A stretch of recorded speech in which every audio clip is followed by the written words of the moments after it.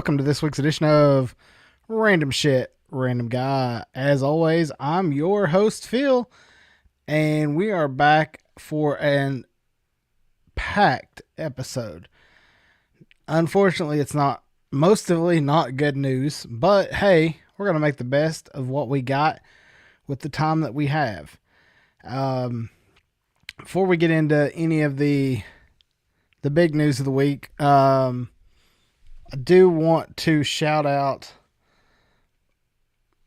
I do want to let you guys know what all I've been into over the last week, and then we'll get into the big news like the Ted Turner passing, the New Day departure, and so much more. But before we do all that, hit that like button, give us a thumbs up, hit the notification bell, subscribe, and tell your friends. We are growing at a huge pace thanks to our shorts. Hopefully we can turn some of those shorts views into long views and continue to grow as a channel. So make sure you're hitting that like button, the notification button, so you know when we go live. We go live every Thursday around 8 p.m. and we talk wrestling with you each and every week. This past weekend, I took a trip up to Lexington, Kentucky. It was free comic book day nationwide, and I did want to go and check out some comic shops. Unfortunately, my area doesn't really have many good comic shops anymore, so I made the trip up, saw some friends, and got a chance to check out some of the comic shops that I used to go to before I moved to Alabama. So I went and checked out Heroes Realm. I got there a little late in the day, like 11 o'clock, and those guys their stuff was gone. And that's great for them. Their whole wall of comics was almost disappeared. They still had free comics. I did pick up a couple books. I picked up another copy of the AEW comic because it has the front and back cover, and I wanted to display the back cover as well. So picked up a second copy of that. I wanted to check out Jason Aaron's run on Teenage Mutant Ninja Turtles, so I picked up a copy or two of that. Went to what is the other comic shop? There's another one of the other comic shops in town. I think it's A Plus Comics on Richmond Road. Went there and picked up some books. I didn't really see anything I had to have, so my rule with Free Comic Book Day is I'm buying something.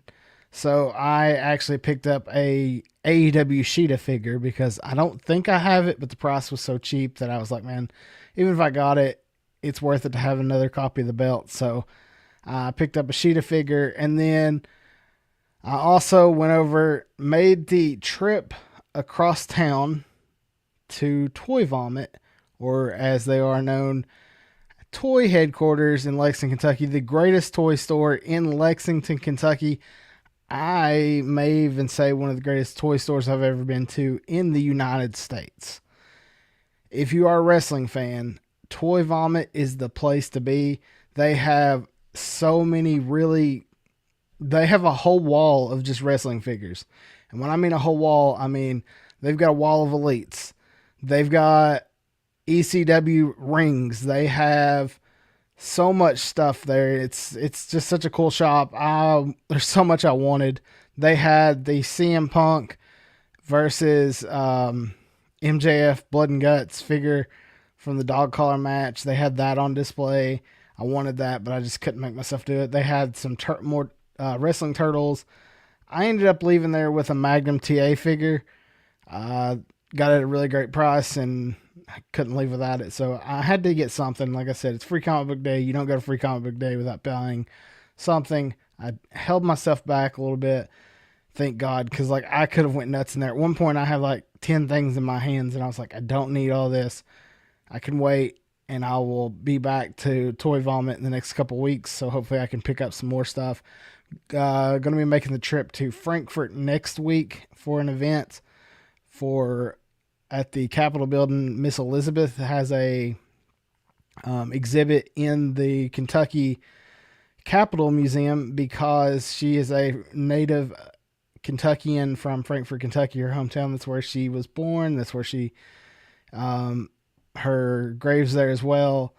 So the town of Frankfort, which is the capital of Kentucky, is doing an event to honor her, as well as wrestling in the 80s. They are playing a documentary of Hulk and Miss Elizabeth from the Coliseum collection. They're also going to be doing all the businesses downtown are going to be 80s themed events with drinks and stuff like that. So I'm going to go check that out. I'll talk more about that next week because it is next week and it is after we podcast next week. So that's what I got going on. That's where I've been. That's what's going on. Let's get into the news.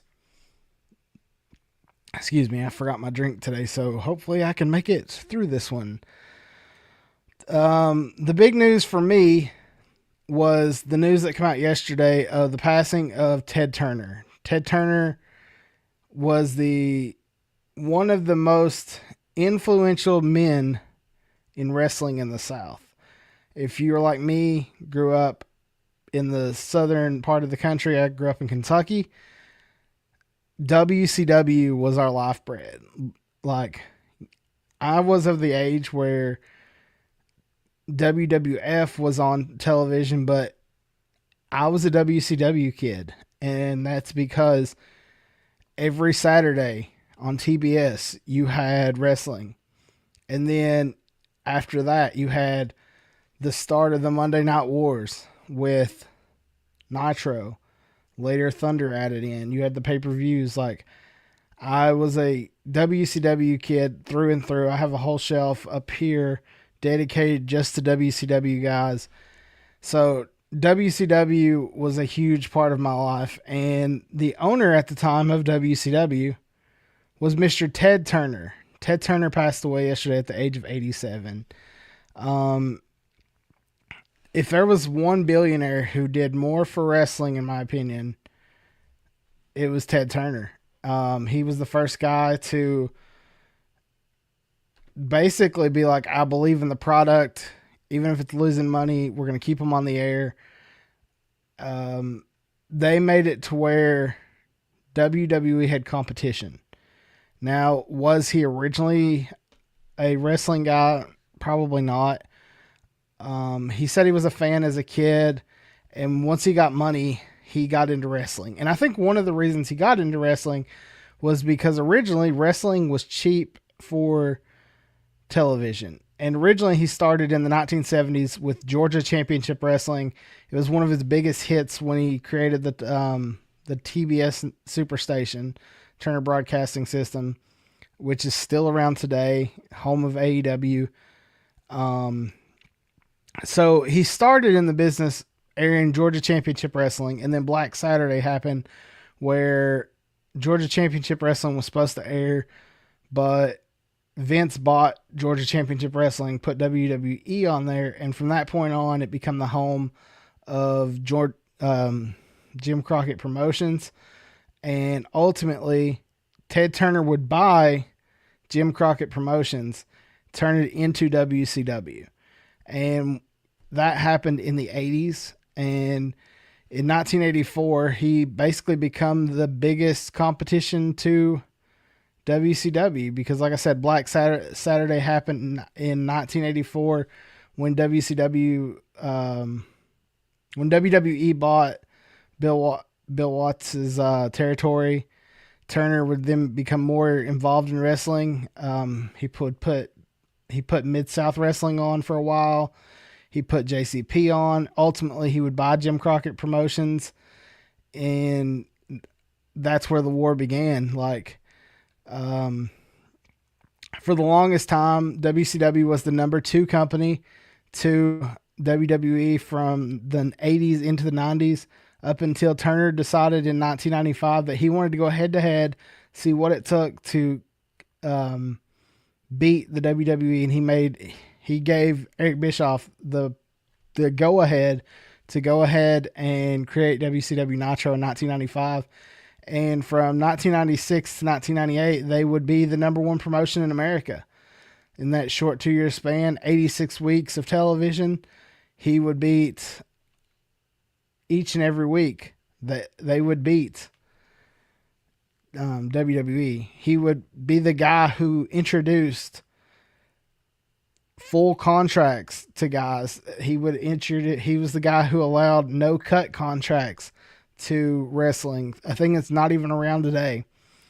And these were all things that Ted Turner did for the business. Now, these are things like he was the first guy that was like, hey, I've got the money. You guys do what you do, and it'll work itself out. And ultimately, it did for 86 weeks. And it probably would have kept going on had he not sold the company in 1996, I believe. And ultimately, they did the merger with AOL in 2001. At that point, Ted was really no longer part of the company. As long as Ted said that he was a part of the Turner Networks, that there would be wrestling on Turner Networks. And unfortunately, now he's no longer with us at all. But in March of 2001, he was no longer in control at all. And that's when Vince McMahon buys WCW. But yeah, he was the man to basically create a legacy of guys getting paid. Before that, there was no competition. Vince could just pay them whatever. That's part of why you had guys like Scott Hall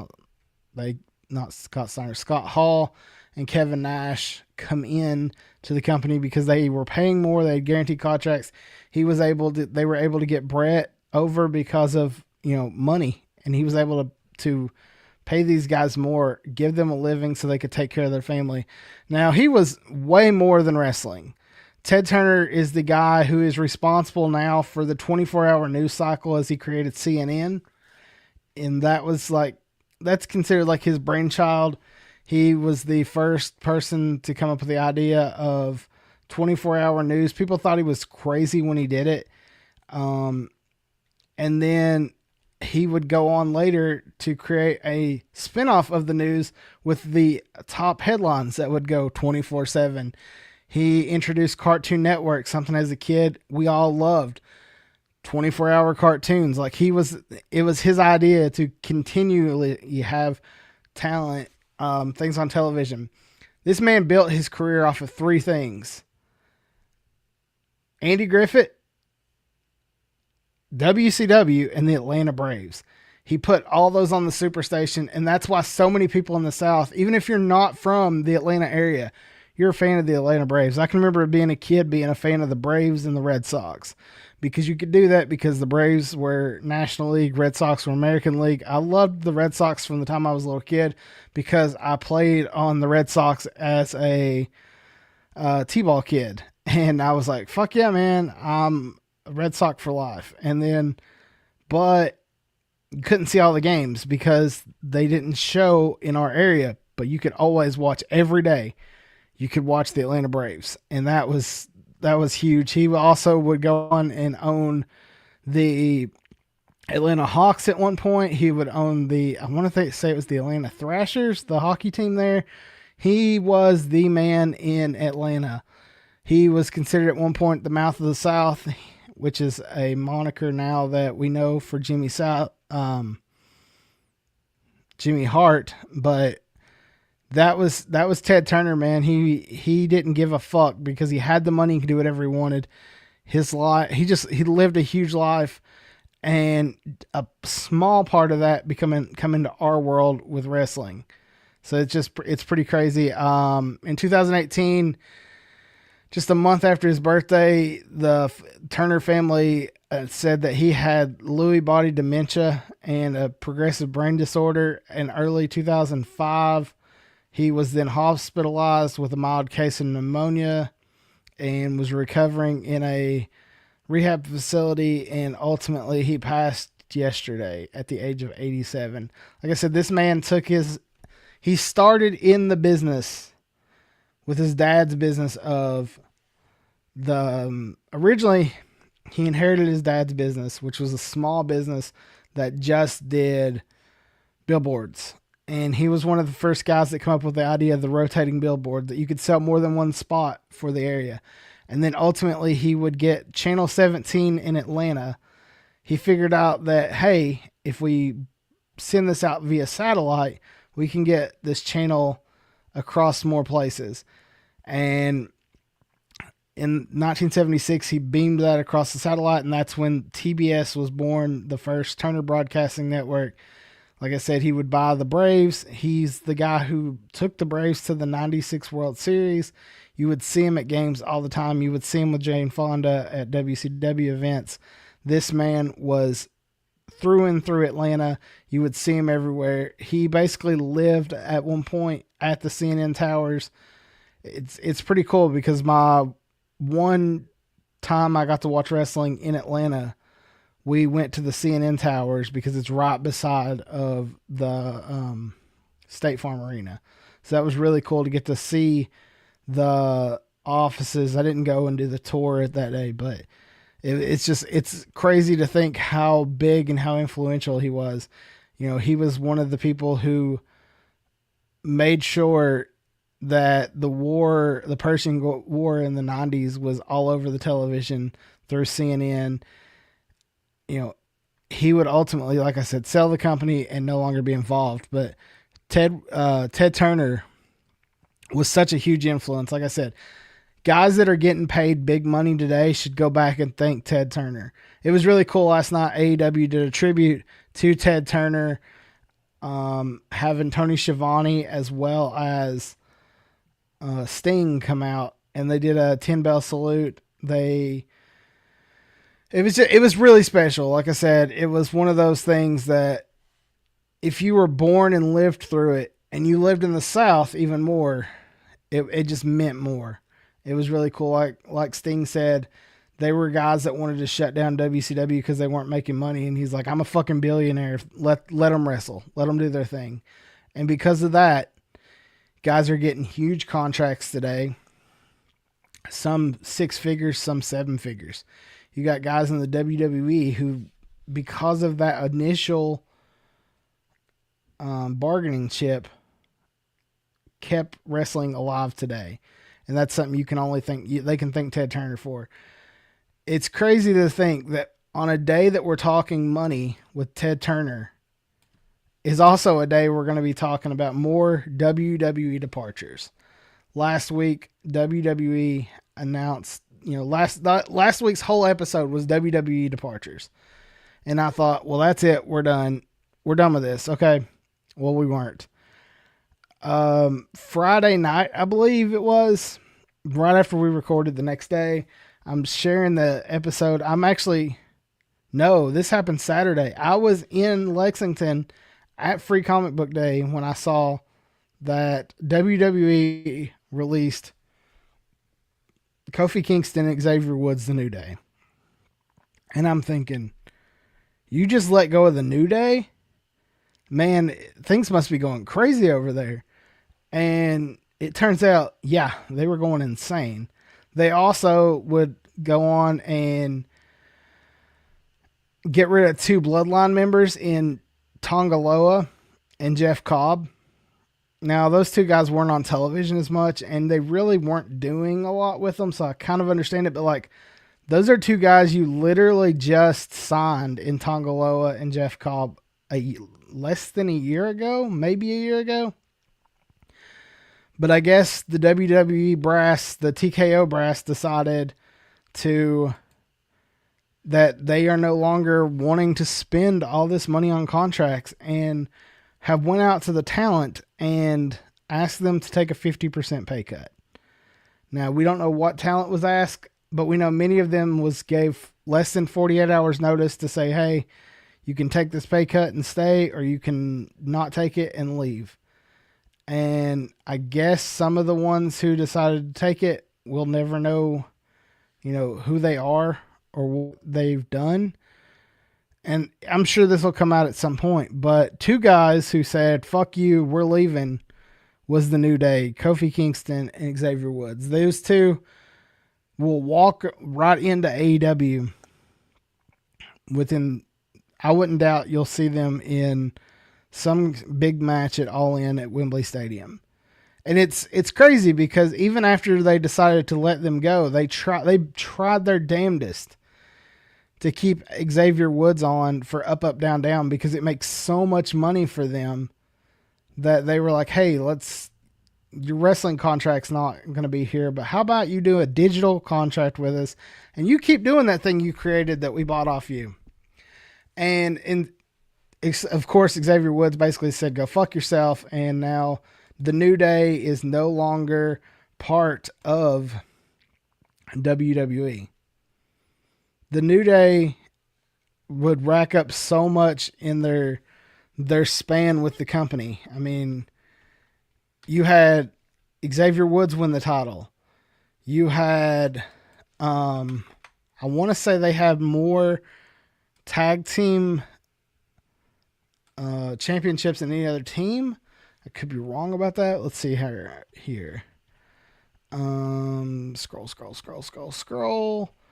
How many times did they win? So they won the WWE Championship. Kofi won it. Big E won it. Big E will no longer wrestle because Big E's out injured. They had combined 5, 12, 13 championship reigns just in the WWE across TNA. I mean, not across TNA, across across Raw, SmackDown, and NXT. They had 13 championships. Like I said, Kofi Kingston with Kofi Mania, one of the craziest manias I can remember watching. Kofi won the title. Big E also won the title, which, yes, he's part of the group, but he's still there. King of the Ring 2021 was Xavier Woods. You had Kofi Kingston's a Grand Slam winner. He also is a Triple Crown winner. Like, these guys have done so much just in WWE that it's insane that they're going to leave. And then you've got, like I said, they're just the video game side. Like, I'm not a video game guy, but I can respect Up, Up, Down, Down for what they built and how Xavier Woods fought for so many guys to get digital contracts and still be a part of it. Like, you had Tyler Breeze, who's not with the company anymore, but he was still part of Up, Up, Down, Down and will probably still be part of Up, Up, Down, Down. But I'm like, how can Up, Up, Down, Down live on without Xavier Woods? And what's crazy is Xavier was smart enough to use his original wrestling name of Austin Creed. So when he goes and creates something else, and he's going to, he'll either go work with AEW games, which I could see him being a part of that with, I think AEW games includes Kenny Omega. He also has been on screen Adam Cole and Evil Uno. You add Xavier Woods to that, and you're going to have a hell of a television, video game division. And like I said, Austin Creed has been at the forefront of that. He started doing it in 2015 and survived through the pandemic. I wish to God at some point he hadn't sold that to them, because he would be able to, even if he didn't own Up, even if he has to start something new, he could make a whole career off of just playing video games, because Xavier Woods, Austin Creed, has been that big of a name. Now, their wrestling career won't last too much longer. I mean, Xavier Woods is 40 years old, or 39. He turns 40 later this year. I want to say Kofi's not much farther behind that. He may even be. Kofi's 44 and Xavier's 39. So, like, if you do bring in the New Day, it's going to be for a short stint. This will likely be their last wrestling contract, but you want to be able to get the most out of that, and AEW will be the place that can mine that for as much as they can and get as much out of the New Day, whatever they call themselves, moving forward. So, I think the New Day are going to be fine. I wouldn't be shocked to see Jeff Cobb go back to, I wouldn't be surprised if you see Jeff Cobb and Tonga Loa return to New Japan. So, or go and work with Carl Anderson on all of the Good Brothers stuff, which the Good Brothers will be in Corbin, Kentucky, with FTR on August the 22nd. The Super Bowl of Wrestling for Appalachian Mountain Wrestling.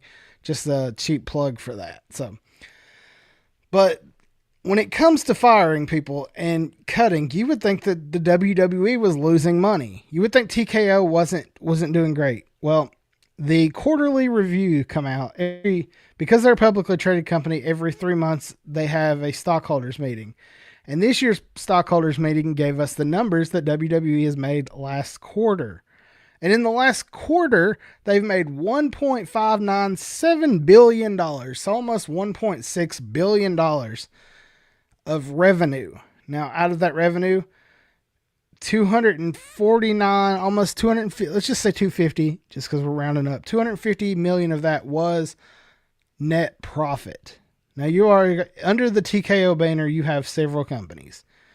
TKO includes WWE. They also include the UFC. I want to say that the bull riding group's still under that, but I might be wrong. Let's see here. What are their companies? So it is WWE, UFC, and I think they're still own the professional bull riding. They do. They own PBR, which is the professional bull riding, Zuffa Boxing. They also own the On Location, which does all this stuff for WWE games. On Location also does stuff for the FIFA World Cup. They do the Super Bowl. They do basically every sporting event. WWE TKO is a part of that just through that alone. So, and they also own IMG, which is the sports marketing that takes care of basically all the sports marketing for your three major companies, the Major League Baseball, National Hockey. I guess they don't do the NFL, but that's really the only one they don't. So you got to think they have their hands in everything. Like I said, Zuffa Boxing is 40% owned by TKO. They own all of the professional bull riding.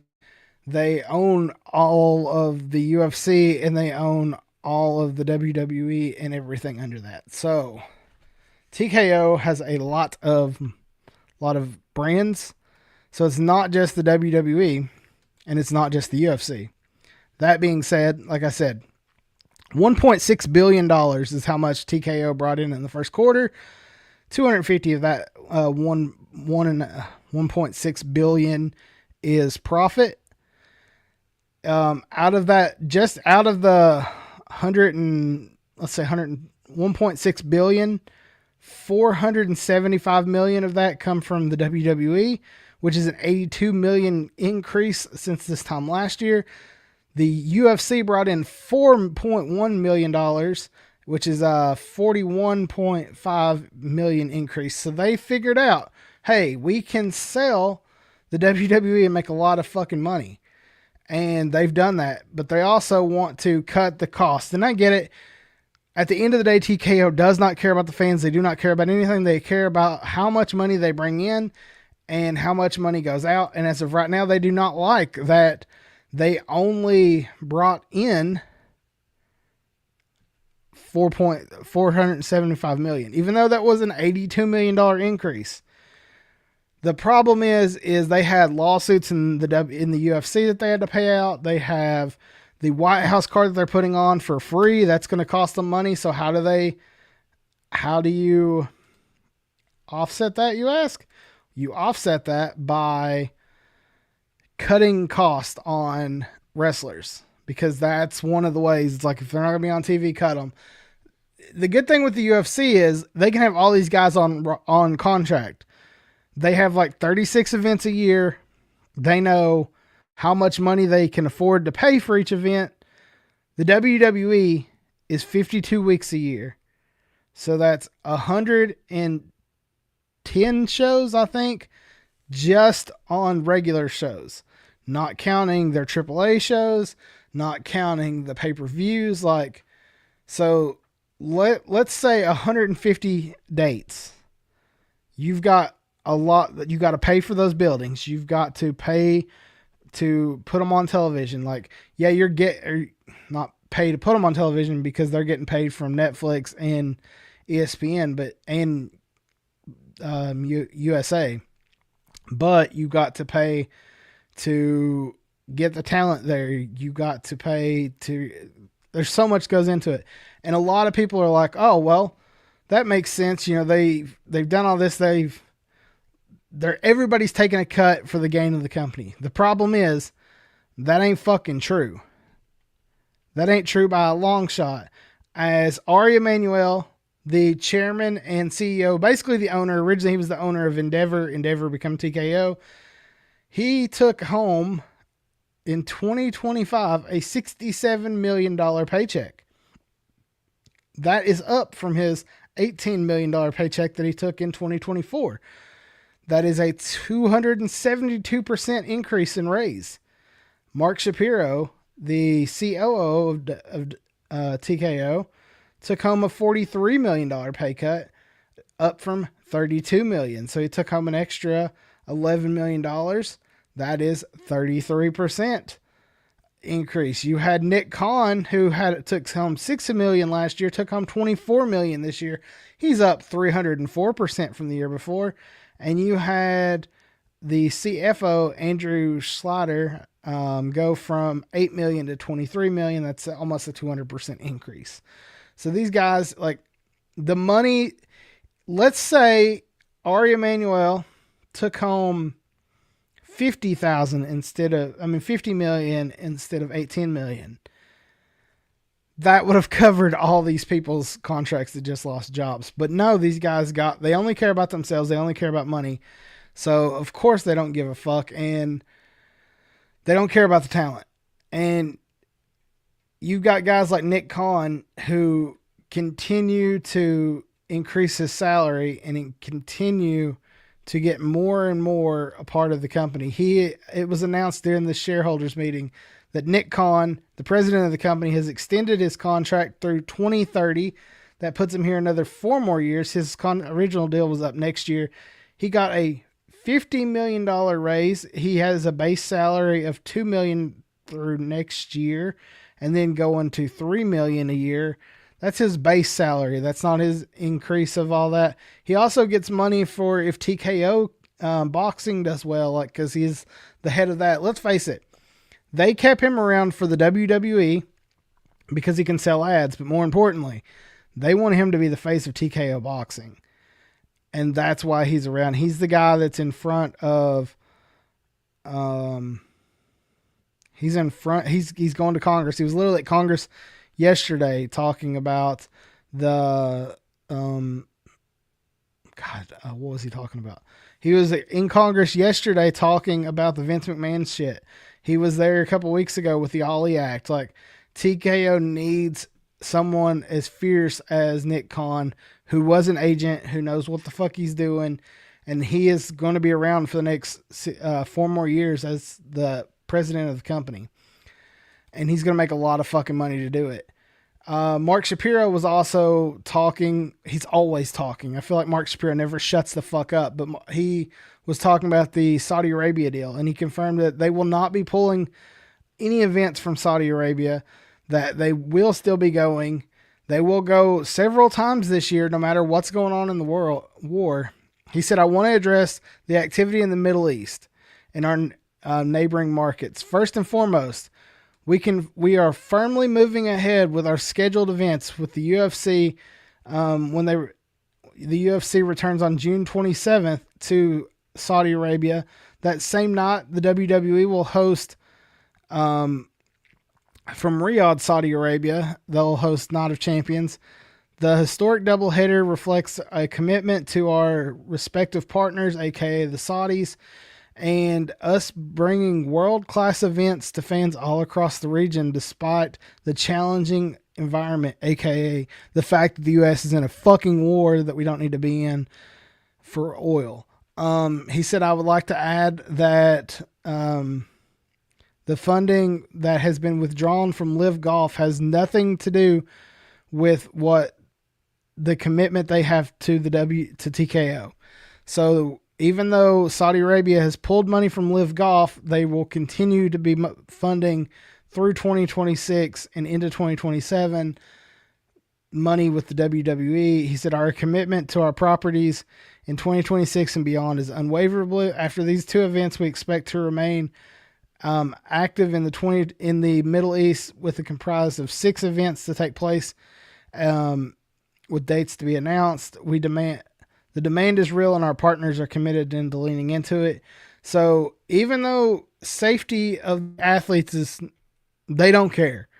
Money, money, money, money, money is all they care about. And that's all TKO gives a fuck about. Let's face it. And they don't care that Saudi Arabia is right there in front of them. They don't care that the world hates Saudi Arabia. They don't want anybody to be involved in their sports washing. And they're still going back there because money at the end of the day is all they care about. And there's a lot of money to be made in Saudi Arabia with the WWE, with the UFC, and TKO. So I have been on my soapbox long enough. Let's talk something fun. Let's talk something positive. Let's talk Backlash. That's right. WWE Backlash takes place this Saturday from Tampa, Florida. It's a five match card, which will take place on ESPN, which is it's crazy because we've been doing 4 matches. We're finally up to 5. Maybe, just maybe. I know this is crazy. We might get to 6. And the one thing we know is there's going to be ads because they basically said fuck the fans in their thing that WWE fans have to adjust to the advertising market that helps fund the future of the company. AKA, we hear you, but we don't care. But yeah, let's talk this card. It's a 5 match card. This is a very outside of 2 matches, I would say this is a very SmackDown heavy card. Actually, it's kind of a mix. Anyways, the first match I want to talk about is Seth Rollins versus Braun Breaker. This match is the match that I was most looking forward to at WrestleMania this year, and it's finally happening at Backlash in Tampa. I think this is the moment that Braun Breaker is going to be a made man. He's already a made man, but I think Seth Rollins is going to do the job, and I think Braun is going to be putting Seth over in a big way and just skyrocketing. I could see them letting Seth do this and doing a trilogy and that running through the summer, but because of the fact that this was originally supposed to be a match that took place at Mania, I could see them going ahead and just putting Braun over, moving on with this story, and then Seth can kind of turn babyface and deal with that, or he can move on to bigger and better things. The next match I want to talk about is another match that should have taken place at WrestleMania. That's Io Sky versus Asuka. That should have been a 3-way match at WrestleMania with Io Sky, Asuka, and Kairi Sane. You could have then let Kairi go. Kairi could have took the pin in this match and then moved on to bigger and better things. But no, we're getting the blow-off match with Asuka and Io Sky. Io has been the consistent number 1 person in WWE over the last year. It's a shame that all she had was a run-in on Mania. This card kind of feels like the, hey, we know you guys didn't like Mania, let's kind of make up for it here event. With there's, like I said, those are 2 back-to-back matches that could have happened at WrestleMania if Seth and Braun weren't both injured. And they honestly could have done it anyways because they built this story in 3 weeks that they're going to have the match. But I'm going to say Io Sky over Asuka because Io's trajectory is just up, up, up. And Asuka can't have too much longer left in her career. I think Asuka's going to be around for a while, but Io is the baby face in this one. I see Io Sky taking the win. Up next that I want to talk about is the rematch for the United States Championship between Trick Williams and Sami Zayn.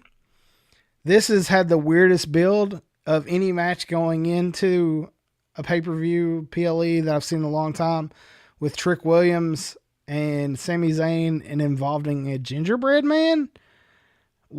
Did somebody steal his fucking buttons? Is Shrek gonna come out? Like, I don't know. Trick Williams over Sami Zayn. Sami's time has passed. They didn't listen to the fans when they wanted him to go for the title. Sami Zayn's gonna turn heel, I think, after this event. Sami is just, his time's up, and WWE caused that because I think fans were like, if you're not going to put him over, then we're just going to stop cheering for him, and we're going to cheer for Trick Williams. So whoop that Trick, keeping that title. I also see maybe little Yachty getting involved. I don't know. If I don't see a trilogy, so there's no reason for Sami to win this match. WWE is stupid like that. They may be trying to make a trilogy out of it.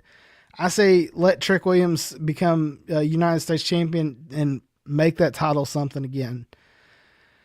Up next, the match I'm most excited about because it's going to be the most fun. The Miz and Kit Wilson versus Danhausen and a mystery opponent. The question is who the fuck is coming out with Danhausen? Who I think is going to come out with him is Pepsi Phil. I think you're going to have a tag team match with Danhausen and old Pepsi Phil, CM Punk versus the Miz and Kit Williams. Wilson. It could be somebody else that we're not expecting. I could see them doing like Mr. Iguana, but he's not over like he was before. If you want to do like a straight up comedy match, maybe you bring in, I don't know. There's so many ways you could go with this, but I would like to see something serious out of Danhausen in a way, and it'd be Danhausen and CM Punk versus The Miz and Kit Wilson. No matter what, Danhausen and his mystery opponent will be the victors over this card, but I think you're going to see Pepsi Phil show up. I think CM Punk's going to come. I wouldn't be shocked if you see Danhausen start this match without an opponent. I mean, not an opponent. Start this match without somebody, and because nobody wants to come out and help him. And then all of a sudden, Cult of Personality hits when Danhausen's getting his ass kicked. Hot tag to CM Punk. CM Punk takes out Kit Wilson. 1, 2, 3. Bam, you got Danhausen made to the fans. You get CM Punk on this card because there's not a ton of big names on Backlash this year. You got Seth. Danhausen's becoming a big name, but he's not a big name yet. And you got Roman Reigns. There's no Cody on this card. I think it would be fun if Pepsi Phil, old CM Punk, shows up to help Danhausen. They're friends in real life. I don't know who else could come to help him. Maybe R-Truth, if you want some more comedy to it. But I don't know who else would fit the bill of the babyface that could help Danhausen. I think CM Punk's the guy. It gets him on the card. It sells some extra tickets. I know that John Cena's going to be there, but Cena's not going to have a match. It would be funny and sad at the same time if Danhausen's like, John Cena's my mystery opponent, and Cena's like, no, I'm not. And the bell rings and Cena's just standing there and Danhausen does everything alone. And then he celebrates with John Cena. Like, that could be funny. But I think it's going to be CM Punk. And then the last match, the main event, the Tribal Chief, Roman Reigns, versus Jacob Fatu for the World Heavyweight Championship. Personally, I would love to see Jacob Fatu go over in this match and have a reign, but let's face it, it's going to be Roman Reigns. Now, Roman has been pulled from all June appearances because he's not going to be on the Saudi card. So does that mean Jacob Fatu is going to win the title and then run that way? I don't think that's true. Unfortunately, I think we're just going to get a champion who's not on television again with Roman Reigns, but I would love to see Jacob Fatu take this title. I have been a huge fan of Jacob Fatu since his days in MLW. I fell in love with him during Ric Flair's last match, which you'll hear me talk about a lot because that's one of the greatest indie shows I've ever been to, even though the Flair match itself wasn't great. Everything up until it was fucking phenomenal. So, yeah, I wouldn't be shocked. I would actually be shocked if Jacob Fatu won, but I would love it. But I think it's going to be Roman Reigns. So to run back through the card, I got Seth Rollins over Braun Breaker. No, I don't. Sorry. To run back through the card, I've got Braun Breaker over Seth Rollins. I've got Trick Williams over Sami Zayn. I've got Io Sky over Asuka. Danhausen with his mystery opponent over The Miz and Kit Wilson. And I've got Roman Reigns over Jacob Fatu, though I would love it to be backwards and Jacob Fatu win the title. I think it would help move us forward after Mania season, get rid of some of the big names and build new names, because we brought up a ton of people. We've got Oba. We've got so much going on. I think it would be great. One last thing before we go. This is going to be a shorter episode. I want to talk about a story that I've been talking about for the last couple months.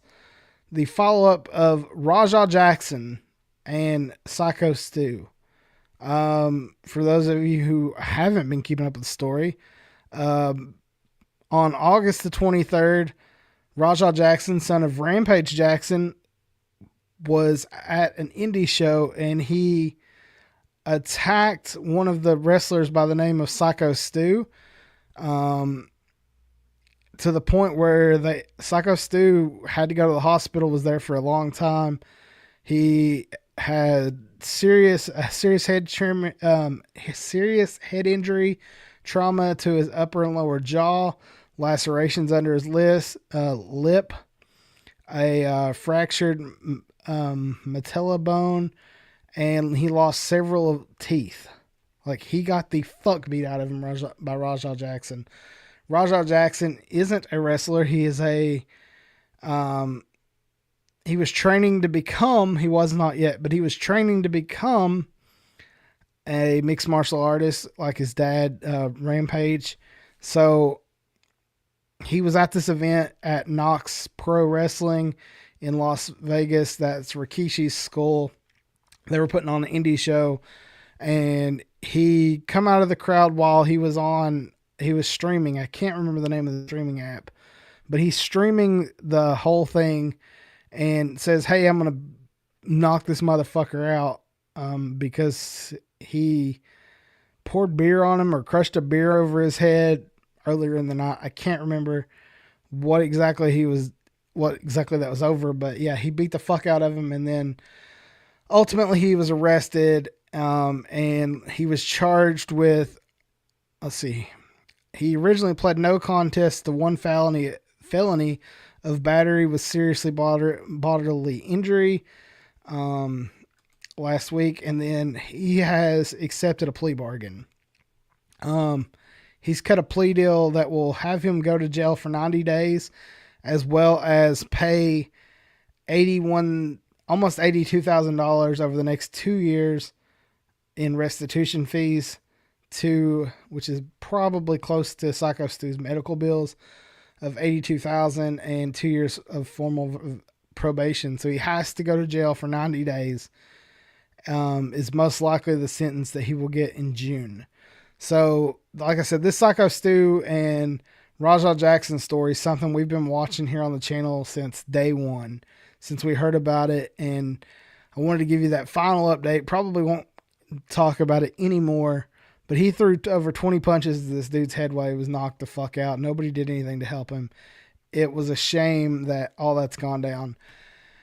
And he could have fucking killed the guy. So he's getting off with a smack on the wrist with the 90 days in jail. He could have got attempted fucking murder. So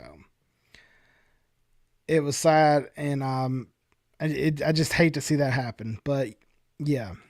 But that's all we got for this week. I do want to make sure you guys like this video. Hit that thumbs up. I know one person's in here right now. If you haven't yet, hit the thumbs up. Thumbs up helps us a lot. It's free. It does nothing but give us some fucking algorithm love. Also, if you're not already, hit subscribe. I know plenty of people have in the last little bit. We're up to 310 subscribers last time I saw it. We're pushing to 500. 500 is our first goal. Then we'll shoot towards 1,000. Once we get to 500, we will getting heavy and hard trying to get to that 1,000 mark. I need you guys' help because without you guys watching the show, we can't grow as a channel. So make sure you are watching these shows, sharing these shows, liking these shows, and hitting that notification bell.